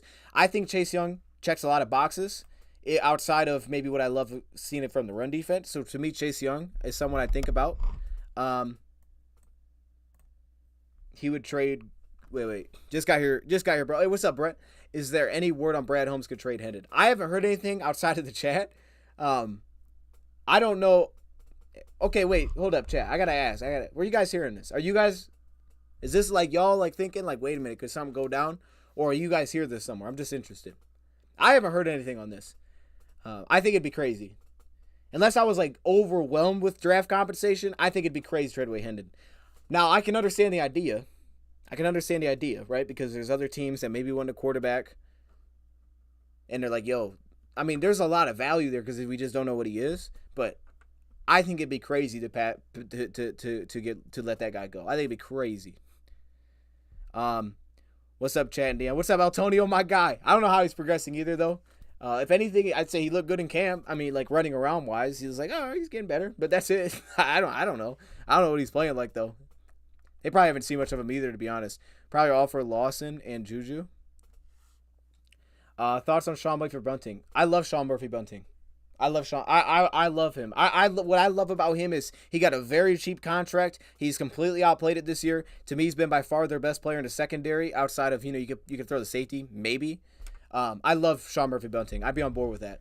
If we could get Sean Murphy Bunting, I love it. It'd be so easy to transition to bring him in, and I don't think he's like okay. If we're thinking stylistically, he's not like Jalen Johnson. He's not like Kyer Elam. He's a little bit more of like a lanky, like really twitched up, kind of a little bit not smooth, but at the same time, man, the movement skills are there. I really like him, and I don't think there's much risk to it outside of what you're giving up. So I like him a lot. Kendall Fuller, I like a lot. It's more of the financial issue there. Can you bring that number down? I like him a lot though because he's already proven. He's already done his thing. He's doing his thing this year again. And the side of that is, I wondered about this Benjamin St-Juste, their other cornerback that's played slot and the outside. If they'd be willing to move off him, I would call about him too. If I'm making the call, let me just throw that name in there. You know what I mean? If I'm making that call and I'm like, Kendall Fuller, what's it going to cost? I would have to ask about Benjamin. Because Benjamin's been playing his butt off, the big corner from Minnesota. But he'd be a reason they'd probably move off of Kendall Fuller because of what Benjamin's done. So I like those two. I still like Amik Robertson. He's been playing inside-outside. He'll probably play in the slot against us. No, he actually might play on the outside. I'm trying to think. I think Marcus Peters is going to be out, so he might play on the outside. I like Jalen a lot. I think Jalen is now recently getting overhyped. I think originally Jalen was proper, okay, there's hype, and then all of a sudden now I think I saw someone say he's a top 5 corner. I was like, wait a minute, time out. Yeah, hey, I like him too. I like him too, dog, but he ain't top 5. You know what I mean? Not yet. I like him too. He's consistent. He's physical, man, and he plays a lot like Jerry. Even with a guy that's not the elite movement skills, you still see the body control, the toughness. I like him a lot, but he ain't a top 5 corner. But I like him too. I like all those corners, honestly. Dante Jackson, the financial issues there of the second year, that's the issue I have. I don't know. He's a long-term guy. He's a little bit older. I think he's 28. But I think he's better than the stats show. Allen, maybe a 5th, and a Chase, a 3rd-round pick. Allen, maybe a 5th-round pick, and a Chase, and a 3rd-round pick, and throw in Okoro. Okay, wait. Are you saying to get Chase a 5th and a 3rd and throw in Okoro? See, that's my thing. I'm looking at that rumor. If they're saying they've only gotten 3rd-round offers, cool. I'll throw you a 3rd and a 7th next year. Let's get it done. You know what I mean? I'm throwing a 7th. That's cool. Hey, Houston 1st, 2nd for Donald. I love that. I love it. Chat, let's do this. Let's just mix it up. Throw me a crazy trade-off. No. Or it can be legit. Give me some trade offers in the chat. A trade offer that you would make. All right? This is not saying they would accept it, but saying, if I gave you the phone, I'm Brad Holmes, here you go. You call whoever you want. Whatever player you want, give them an offer. Who you calling? Throw the offer in the chat. I want to see this. Honest answer. Do you think Brad Holmes does something? Tony, I'm going to be as honest as I can with you here because I struggle with this. This morning, I was sitting there thinking to myself, I'm like, does he do something? Because there's a part, it's like, if I was a betting man, I would say no. Odds are most teams don't do anything. It's the NFL trade deadline. Usually it's less active. But there's a part of me. I think he does something. I don't know what. I think it could be anywhere. I think he does something. I think a trade happens. I think there's been too many rumblings throughout the year. Even if it's not massive, I think something goes down. But I really just don't want them to make a move to make a move. Unless you're getting depth and you're cool, we're getting depth here. Or he's really young. It's he might become something. We'll see. So we're cool with giving up a late round pick. I don't want them to give up a 4th. A 4th for just oh yeah, he's solid. Dude, what are we doing? You know what I mean? Don't do that. Don't do that. Don't give me something solid. Don't give me something solid at edge. I don't want that. If he's a rookie, cool. If he's a solid edge, I don't want him. It doesn't make sense to me. 3rd and a 5th for Autry for Tennessee. Okay, that's intriguing. Mad Max for Hooker and Houston and Hooker Houston. Oh snap! That would be. I would like to see his reaction to that. I watched the Bad Boys win the second championship. Oh snap! Okay, I see you, Denver. Third and fifth for Austria. I like that. That feels like it could be realistic. I honestly would think it would take a little bit less, but I'm not mad at that. We should have grabbed Slay, not CJ Gardner Johnson. Hey, that's CD Deuce to you. You know what I'm saying? That's CD Deuce to you. I just wish he would have stayed healthy, man. All right. Let me see. Anybody else? Man, that's who I wanted. I can't give up on the interior defensive line. It's the reason I had DJ Jones. He was the first guy I put from Denver. If anybody on that defense, it's been terrible stopping around this year. DJ Jones, the guy I like. He fits perfectly schematically to me. Larry Ogunjobi sort of fits. I just like that he's under contract for 2 years, honestly. I like Milton. Milton's been a baller. He's got 2 years left on his deal. He's been a baller. And then Grover Stewart's an animal. He's 30. It's expensive. If you can make it work, he feels like he could be a guy that could take your interior over the top. 1 second. Let me look this up. Because I feel like I'm confusing a couple players right now. Oh, okay. You're talking about the corner. Yeah, okay. For some reason, Dalton, I'm reading your DJ read. I thought you were talking about the corner. And I was trying to figure out why you thought they would move off him. But then, for some reason, I kept reading your chat. I'm like, wait, is he talking about a defensive tackle? I'm like, there's no DJ Reed. I was thinking of Jaron Reed. That's what it was. Okay. 5th for Bunting and a 6th for Renfro. Ooh, I like that. That's some deal making right there. I like that. I'm on board with that. I like that. I like the Bunting one. I'm not sure on Renfro, but I like Bunting. I'm not mad at either. A 2024 second round pick, 2025 third round pick for Chase Young. Ooh, you give him a second and a third? Ooh. Okay. Yo, we do have an extra 4th next year. I don't think I give up that much for him. But I'm not mad at that. I'm not mad at that at all. I don't think Minnesota would shop Danielle Hunter because they still think they win North. That's true, Paul. That's a good point. Receivers, I wanted to put Mike Evans in there now that they've lost. I don't think they'll move off him, but I still think Mike Evans is like top of the tree for what we could use. Who's the other guy that was? There's another guy. I can't remember. Oh, yeah, that was right. So, of course, the 2 Denver receivers. I like Judy more. I think Judy's a better player. Though it hasn't really all come together for him yet. I think there's a little bit of concern there. Especially his underneath ability to win because he's not as like quick as you would think. But Cortland Sutton could fit really well. He's just already getting paid. Judy is more of like a long-term deal. You trade for him, you extend him, boom. He's like that for edge. Terrace Marshall's still intriguing to me. But I wouldn't give up really anything more than maybe a 6th. I wouldn't. Maybe a 6th. I don't even know if I do that. Josie Jewell for linebacker. Jordan Hicks. Get Agnew from the Jags for a 5th. Ooh. It's 2 and a conditional for Sweat. And a conditional for Sweat. Okay, what would your conditions be? I'm not mad at that. I wouldn't give up a 2nd round for Sweat personally. I wouldn't. Not from what I've seen so far.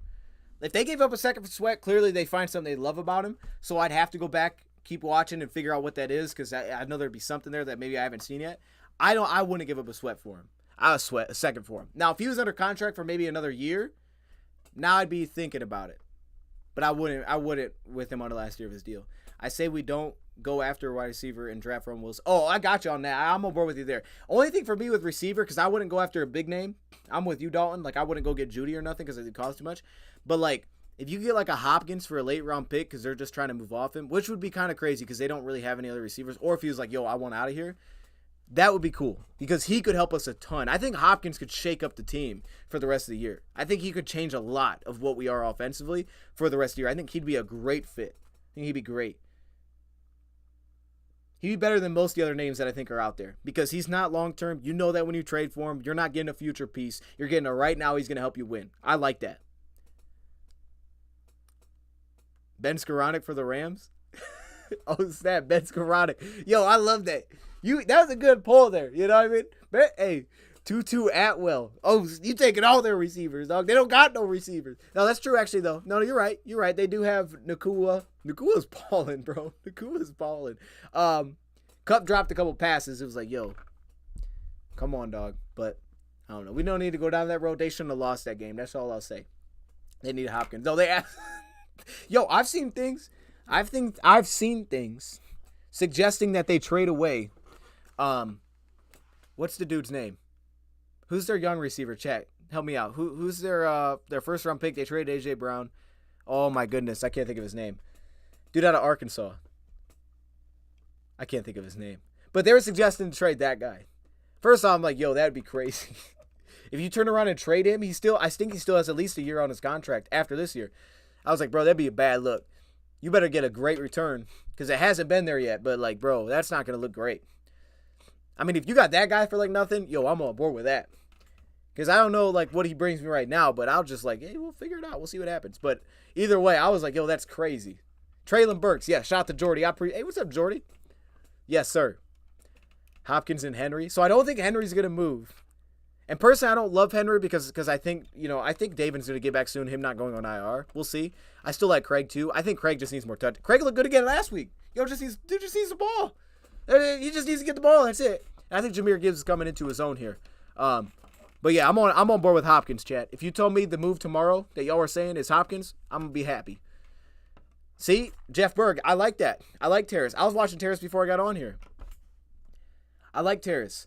I mean, I haven't seen enough, though, in fairness. Like, I need to see more because I wonder in a little that I've watched him, like, yo, can he even beat man coverage?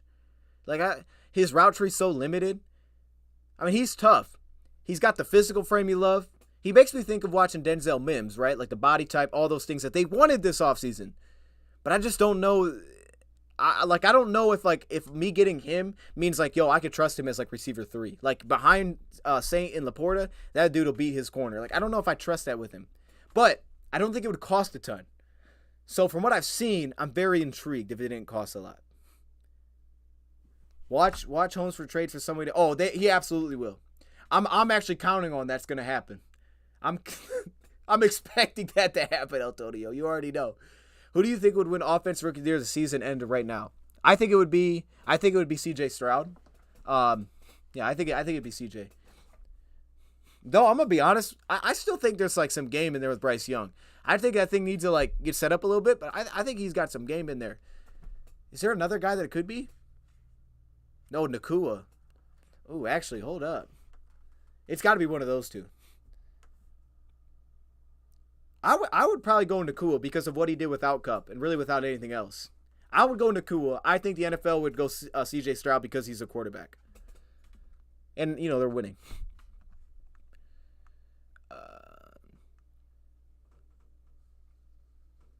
Hopkins is still him. 6XL gloves. Oh, snap. I didn't know that. See, look, I didn't know that. Thing with win now is collapse later. Is there a way to win now and still compete year after year? I think so. I think it's like, how much do you win now? Example, Philly. Like the Rams win now, but the Rams went like a whole. I think Rams was unique. I think there's like a part of that that's like, yeah, they win now. But I think there's also a part of it that can get a little bit overblown. Like Jalen Ramsey was a win now move, but it was also a couple things. Number one, Jalen was still on his rookie deal. He was on his 4th year, and he had a 5th year option. He was still a rookie. He was still getting paid like a rookie basically, and he was playing as a top corner. So he was a unique guy that came available because he knew he wasn't getting an extension. I think that was his 4th year. So there was that. And then, of course, the Stafford trade, which was the other big one, which to me was mainly like, it wasn't good with him and Goff. Like, it just wasn't. I mean, the fact that you go into a playoff game with the guy that got you there and you bench Jared Goff, and then he's healthy enough that you let him come back and play and he wins the game, like, that's just bad. That's just a bad relationship. So I think for them, like, part of it was win now. Like, Von Miller, that was like, we got to get that piece, get over the top. But I think there's also, like, the aspect of, when you trade away what you trade away for him, for Jalen, you throw in Brandon Cooks to that mix, who did not, do what he did. It's like, okay, some of those, like the Stafford one really kind of took it over the top. If they would have just kept Goff, right, and say make all these moves, and maybe they win a Super Bowl like that because they got there, they could have won. That would be more of like the Philly it made me think more of what Philly's doing. A little bit closer to that. Though the biggest one they missed on, I think, was Cooks. So I think there can be a balance. I think it helps a ton when your quarterback's not getting paid yet, that you can have that balance because you can bring in a guy knowing he's getting paid and knowing that your quarterback's not. So you'll have flexibility to do it.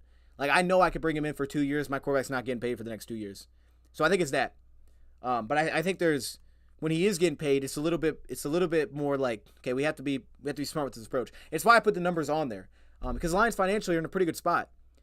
But it's a real, part of this. Plus, if you're extending, say we extend a guy like Chase and you're like, yo, I want him back, but he's not just going to take a 2-year deal. He wants 3. And you figure that out before you get him.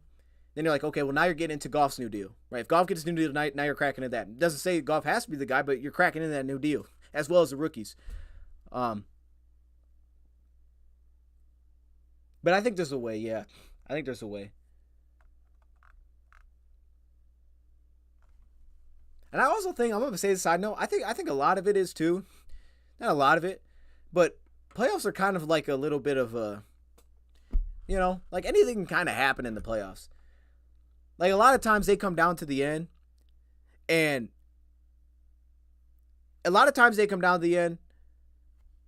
but it's,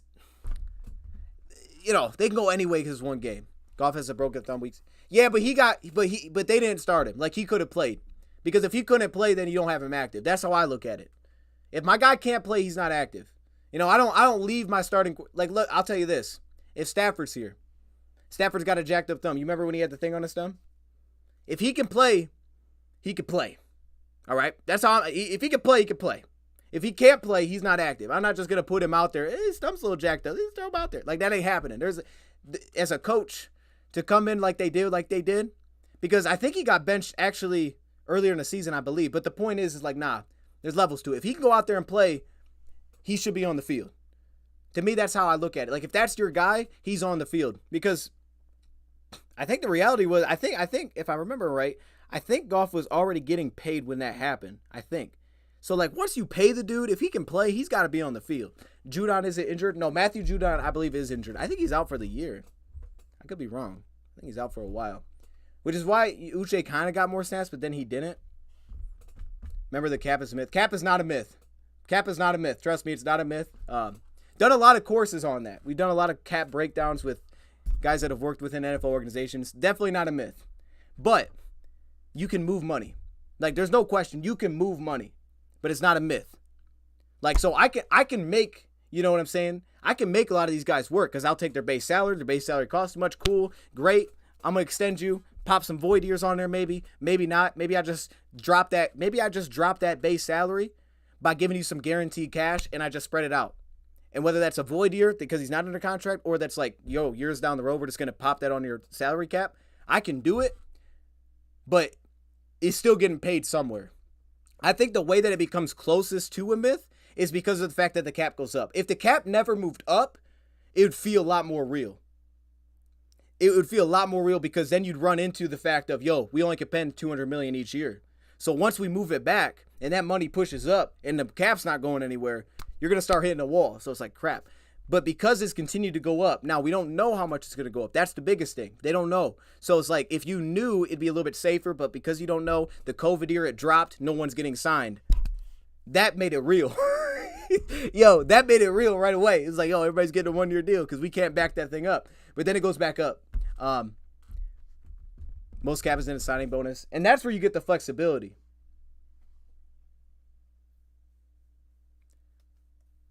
Aguilar super reliable. Aguilar's made some plays. Aguilar made some plays. I don't know. I'll give him a 4 and 7, but he's made some plays. Is James Houston coming back? Oh, my bad. James Houston coming back mean Holmes might not go for pass rusher. If he can come back, absolutely. I think so, absolutely. It could mean that. I wouldn't say for sure, but it could. See, the thing is, these edge rushers that we're talking about aren't 1-year deals, right? They are, but they're not guys that we're keeping for 1 year. We're keeping them as time goes. You don't start somebody fielding football. No, I agree with that, but my thing is he's not active then. He's not active then. I'm not making you halfway active. If you can play, you can play. And I think even it came out afterwards like, yo, it was bad. Like, there's been people behind that have talked about it like, yo, it was bad. You know, that relationship was not good between the two. And he probably just didn't trust him at the same time too. But that relationship was bad. Like, regardless of like how it went down, that relationship was bad. We all know it was bad, and I think it was how the timelines kind of meshed together with the two. I think it was how the timelines kind of meshed together between Goff and McVay. It wasn't also the guy that he had brought in, and I don't think stylistically it was his fit either. I think we see that that's not really his fit, and that's fine. Cap is a credit card; you got to pay eventually. It's just like, yo, if you knew the cap number was going to rise by a certain number, you could be a lot safer with it. Like, we've got a lot of deals where we put void years on there, but I'd rather trade for Donovan Peoples-Jones. I'm not mad at that one. I haven't heard that name, so I'm not mad that you're putting it in there. Monty with broken ribs. Should we grab a running back? Wait, he has broken ribs. Is he going IR? Hold up. I didn't know he had broken ribs. I didn't hear that. Hold up. See, I might have missed that one. If that's true, that running back becomes real interesting.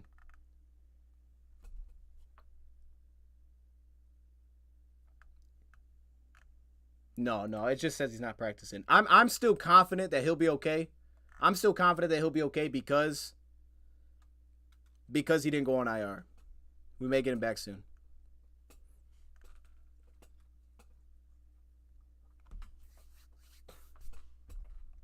But yeah. CD Deuce doing push-ups already. I saw that video, bro. That Instagram video. That dude's crazy.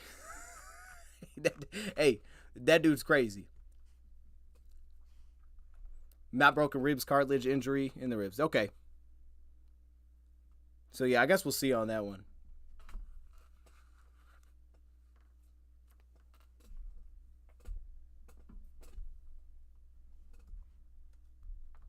He said something about his fiance. I would struggle to believe that too. Goff don't seem like that kind of dude, but I don't know. Regardless, it was bad, and But I think that one was more of a. I think that was a mix of both, to be honest. I think it was style. I think it was both, on the field and off the field. And I think when it happened, like, yeah, okay, you upgraded. They got it done too, so it worked. Like, yo, if you win a Super Bowl, I mean, if we're being honest, like, yo, okay, they had a really bad year after they won the Super Bowl, and now this year they're more middling. But their biggest issue they're gonna run to is Stafford's age. That's gonna be the biggest issue. If he was 30, they'd probably be fine. Because I think next year they could continue to push back. They're gonna get a first round pick.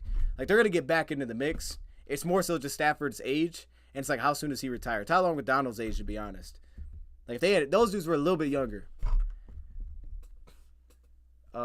Now should be fun. Now should be very fun. I'll look into the Peoples-Jones one. I'll be prepped because that might happen. I don't know. I haven't heard anything on it. Maybe he's like losing snaps. Is that what that is, chat? I'm trying to think. They got Amari Cooper back. Is there a reason that he would be traded? I don't know. Last year of his deal. What part of you about the Raiders-Lions game concerns me most? Okay. The part that concerns me the most is the Raiders on schedule. Two things. I would say one, Raiders on schedule on offense. They're not bad. Their two outside receivers are going to be really tough because they can put them in different alignments, and they make it difficult where it's like either you have to send safety help because you're putting Adams one-on-one. Even if Jerry's back, it's Adams one-on-one. That dude beats most people one-on-one. So there's that aspect where you're going to have to deal with those two guys one-on-one. And if they can get their run game going at all, because that's what really can pull it all together. If they can't, it helps you. You can hopefully pull your safeties out there. I've seen teams use their edge rushers that they just stand out there by the receiver to just play the inside. So there's that, because they've been able to move the ball on schedule, especially with Jimmy G back. On defense, probably Max Crosby, honestly, over anything. Just because Max Crosby, like, I don't even want to run towards Max Crosby. Like, you talk about the pass rush. I'm like, I don't even want to run towards Max Crosby. That was one of my notes, like, try not to run towards him. So I know they're not great, but there's a couple things. One, without Jimmy G, they look way different. And because when they didn't have Jimmy G, I mean, he was a strong. And two, their offensive line is really good. Like, their offensive line is really good. I mean, I went through 2 or 3 games right now, and I haven't seen a team consistently get pressure, like, at all. Consistently beat offensive line without bringing blitz. Their offensive line is really good.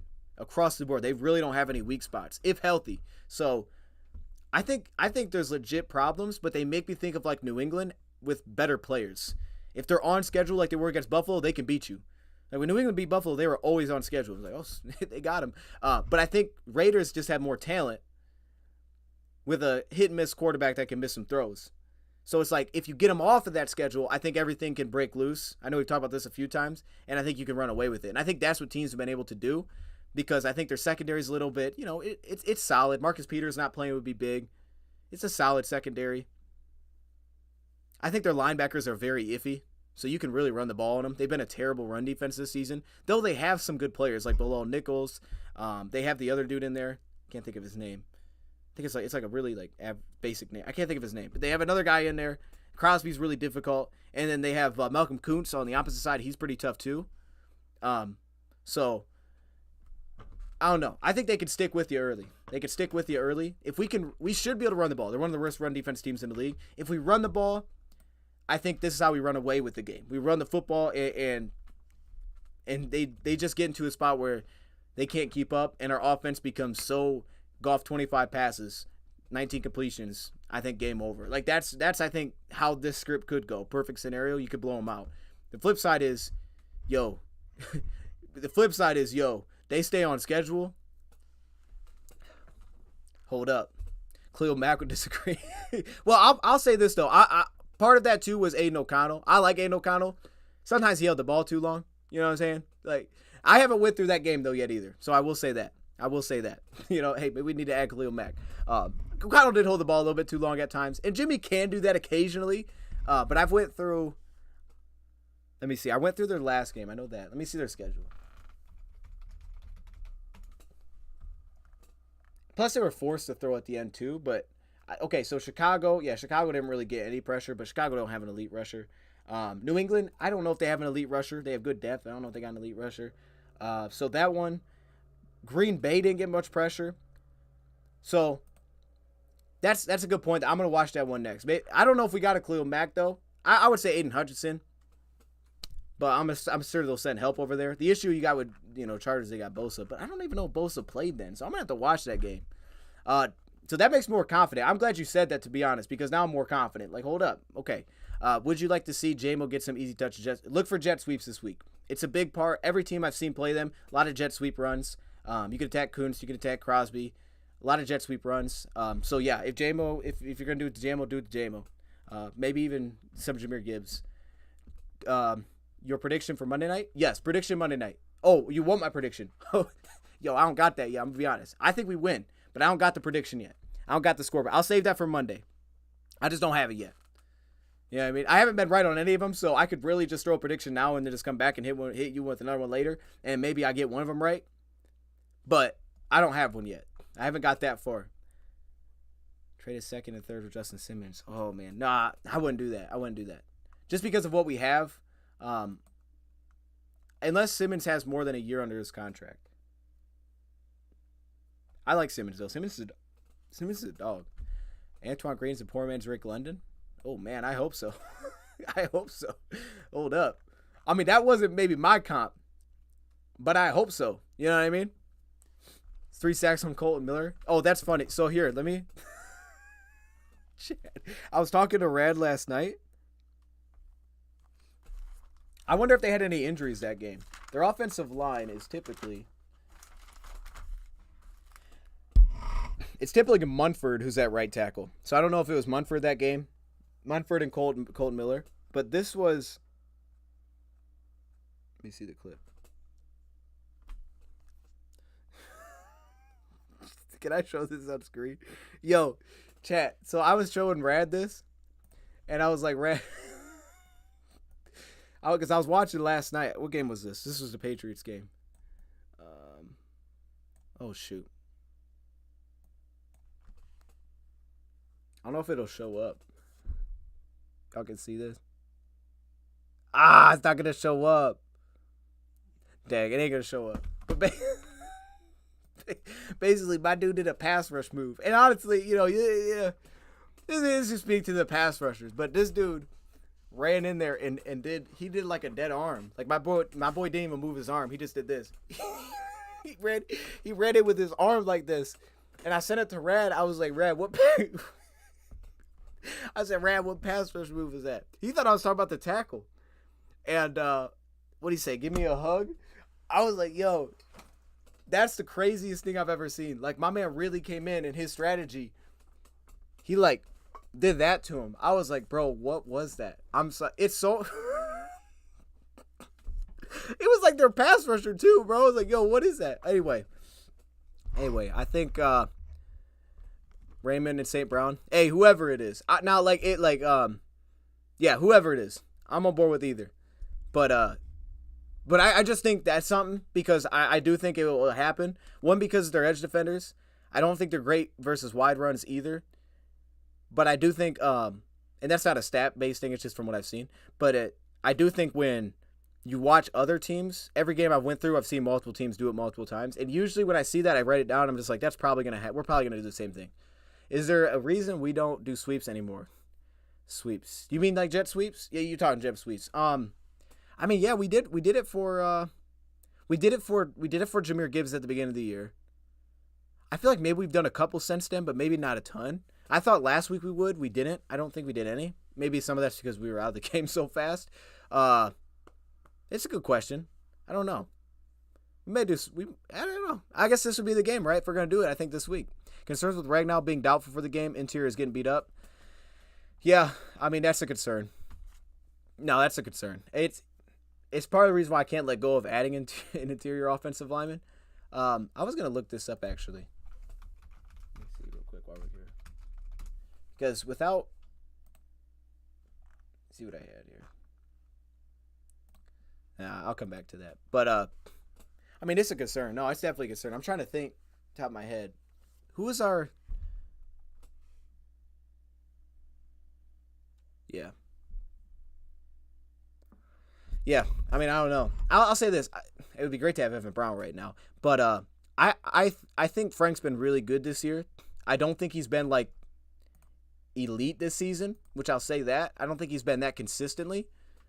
And I do think that this is a team that's good, not great in the inside. I think they're good, not great. So maybe not this week as much.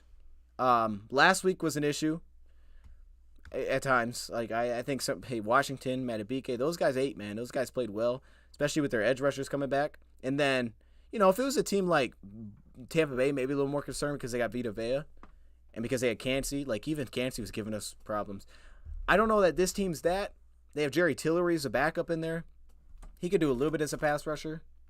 Who else they got in there? They got Jenkins. Jenkins is actually one of their starters. Oh, Butler's the other defensive tackle. Like, they're all solid players, but I don't think they got, like, elite pieces in there. Nichols is probably their best one. So, I don't know. I don't know if this is the biggest game for concern, but it is a little concern. Of course, it has to be. Because I think that's the big thing if we can run the ball. Monty Williams need to bring in Devin Booker home. We need Jonah back. I'd love to have Jonah back. We need to address that in the draft. Offensive line aged horribly. Hey, I completely agree with you. I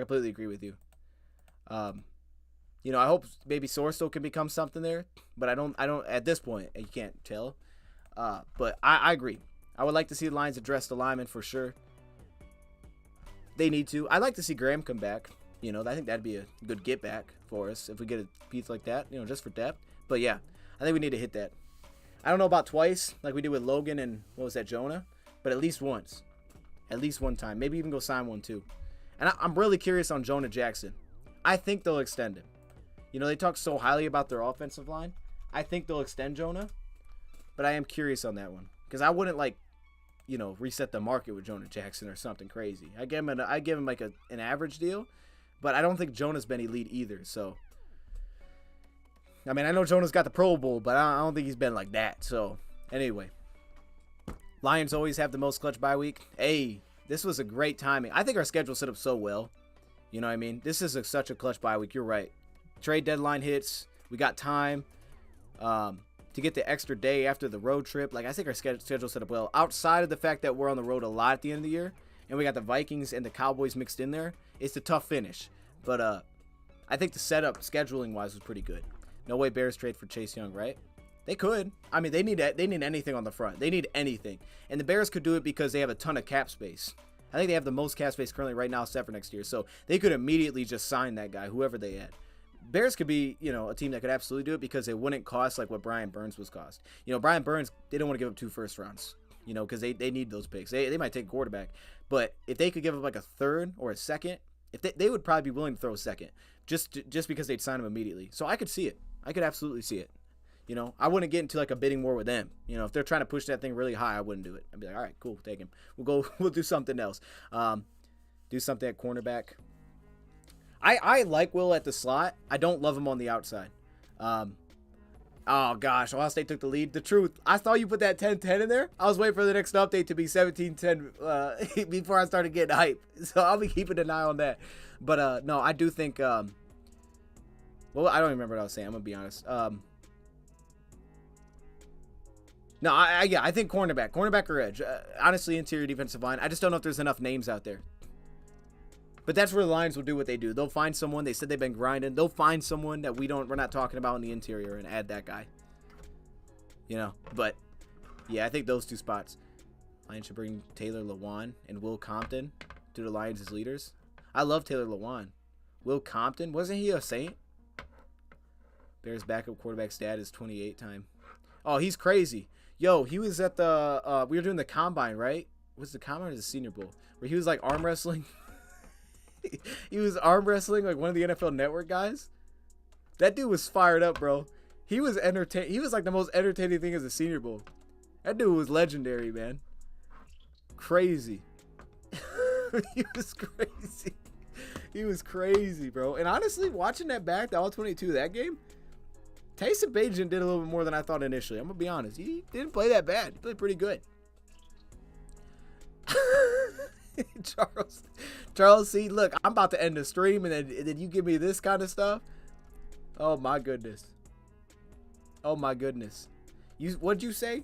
You said Malcolm and a third. Oh, multiple thirds for Michael Pittman. Okay, I did think about Michael Pittman, but they can't move off Michael Pittman. You know what I mean? They can't move off Michael Pittman. I wouldn't think. I would love Michael Pittman though. Michael Pittman is a dog, but Indy loves him. Indy loves Michael Pittman, man. They love that guy. They love that dude, bro. There's so many Michael Pittman jerseys. There's more Michael Pittman jerseys there than any other player on that team. Charles lied. Charles out here lying. Charles out here lying. Charles be doing this. I just looked it up to double check. You out here lying, bro. You out here lying. That's crazy. But hey, that might come true. But anyways, chat, we're gonna wrap this up. Oh, hey, speaking about them, how about that man for the Chargers? Josh Palmer, balling. Anyway, we're going to get out of here. I appreciate y'all joining, man. So my plan is Monday, I'm going to be back. We're going to do a preview show. Chat, let me know. I want to know before I do it. Can you put a 1? Put a 1 if you want it live, 2 if you want it as a video. You know what I mean? If you guys want a live preview, I'll do that Monday. If you guys want a video, I'll do that. And then we'll be live for the game at night. And then we'll have our post-game show. I'm trying to think if anything's going to help it. I think Rad might be on Monday. So if we go live, Rad might be on. I mean, I guess we could do both. We could always do both. But I think Rad might be on. I think that's the day he said he was kind of aiming for. So that'd be cool. Could have just held on to Josh Dobbs. Shout out to Josh Dobbs. Hey, I appreciate you, Paul. And Brad Holmes, we trust. I love that. We had... One and two. Okay, both. We might do both. Because I definitely want to go. If Rad wants to go live, I definitely want to do a live. So either we'll just do the live, or I'll also do the video, or I'll do both. But yeah, I gotta get up like crazy early tomorrow. So I'm gonna wrap this thing up. I appreciate y'all joining. Have a great night. We are on BR Monday and Tuesday, I believe. So I'll be on there twice, man. 2 if Rad's on. Dang. Yo, I wish he was in the chat, bro. I wish he was in the chat to see that. I was not expecting that, dog. That was clean. That's a little messed up, but I was expecting to see that. All right, later the truth. I appreciate you stopping in, man. Hey, I appreciate all of you guys. We out. We're gonna end with the classic. Oh yeah. Oh, let me say this. Time out. Tuesday's the trade deadline. I think we're going to be live for the trade deadline. Yes, Josh, good look. We're going to be live for the trade deadline. Now, I don't know if we'll be live here or on Bleacher Report. So here's the 2 things that could happen. Either 1, I'll be live over here. I'll probably be live over here regardless. It's just, will I be live for the lead up to the trade deadline, or I'll be live right after the trade deadline if Lions make a move? One of the two will probably happen. The second part is, if it's on Bleacher Report, I'll put the link, check the community tab. I'll let y'all know because it won't be just me. It'll be me. It'll be some other dudes in there, and we were going to do like a special show over there. All right, we got like a special multiple hour show. We were going to talk all the way up to it. So because I'm there, we're going to talk Lions. I'm going to force them to talk Lions. So I need y'all in the chat to get them hyped, make them talk about the Lions. You know what I mean? So I'll be there representing the Lions to make sure we talk about the Lions. Also, I don't know if y'all saw the announcement. I know we're just like throwing around the random stuff. My man Jordy, I appreciate you, Jordy, Elmo. Y'all get me fired up when I see y'all in here. I appreciate it. Last thing I want to say, Rad's never on. It's a voiceover the picture. Hey, he needs to put the video back on. He should. He's back home now. He should put the video on. He just got back. The other thing is, we did an announcement. I don't know if y'all saw it or not. And it was this. I'm going to show it on the screen because if I try to explain it, let me see if I can pull it up. Oh, here it is. This wasn't the exact announcement. This was part of the announcement. But this is something I'm fired up for because we've done shows like this in the past. And we're bringing it back basically in a little bit of a different way, but we're bringing it back. And I'm so pumped. And we're actually doing it. A lot of it's based on who's in the chat. You know, we're going to be running polls throughout the chat to see like which teams represent and stuff. So it's a very interactive stream from my understanding. This was the post. Let me close that. This was the post. So this is our roundtable that we're starting Wednesday. Wednesday, we're going to be live on this roundtable channel, NFC North Roundtable. Me, my man from the Vikings, Bears, Packers, my man Boss, my man Just Another Year. And this is my first time meeting Just Another Year and One Bar. We're all going to be live. Vikings, Bears, Packers, and of course us, the Lions. We're all going to be represented. And we're all gonna be live on Wednesday, not on Bleacher Report. This is just this channel. We're just doing shows. We're just doing weekly shows where we talk about the NFC North. So it'll be like recapping, did the Lions win this week? Next week it'll be more about anybody make moves at the trade deadline, upcoming games. So we'll be able to preview a lot of crap talk probably. And on top of that, we're leading the North. So this is like the perfect time to put this thing together. So that's gonna be every Wednesday on that channel. That's the plan. Yeah, that's the plan right now. So that's where we're going to be. So if y'all want to just check that out, it's just going to be live streams. I mean, I'll let y'all know in the community. I'll put the link in there. But that's just a new thing we're starting. So I'm pretty fired up about that. So that was really exciting when they brought that to me. Like, we're going to do this weekly, round table. It's like, all right, let's do it. Did you apply for Bleacher Report or did they reach out? I don't know how much details I can go into there, to be honest. Like they want me to. But I mean, this. I've been now working with Bleacher Report for like over a year. I feel like, so it's been a while.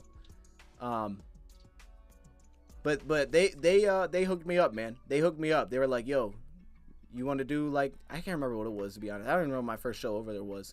I know I was nervous. Oh my goodness, I was nervous, but it was hype.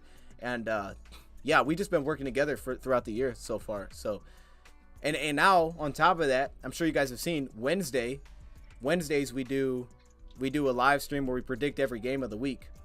So that's not just Lions. I talked about the Lions on there.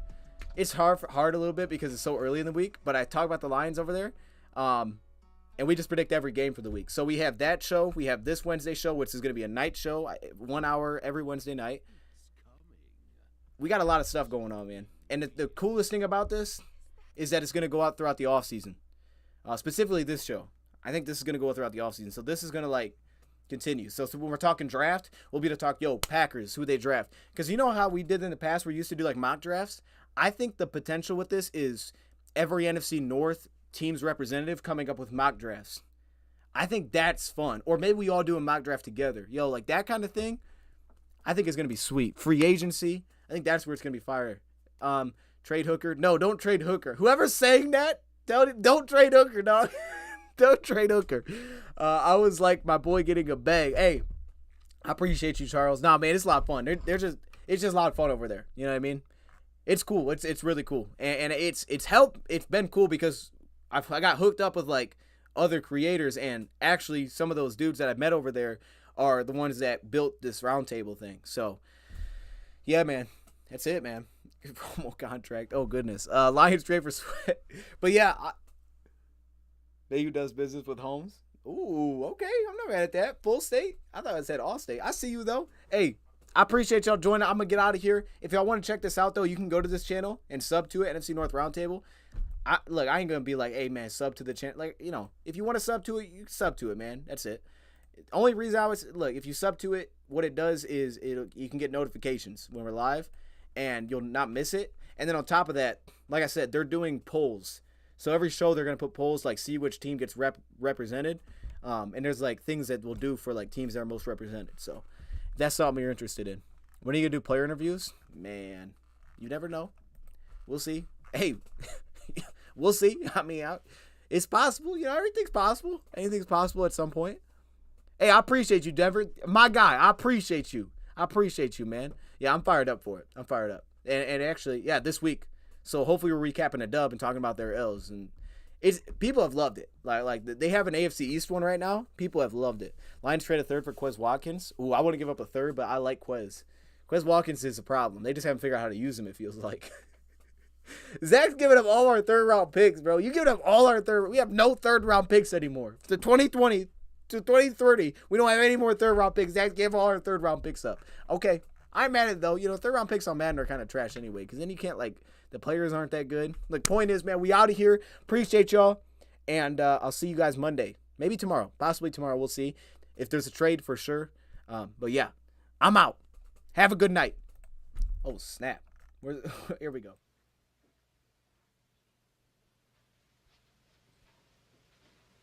You're still here? It's over. Go home.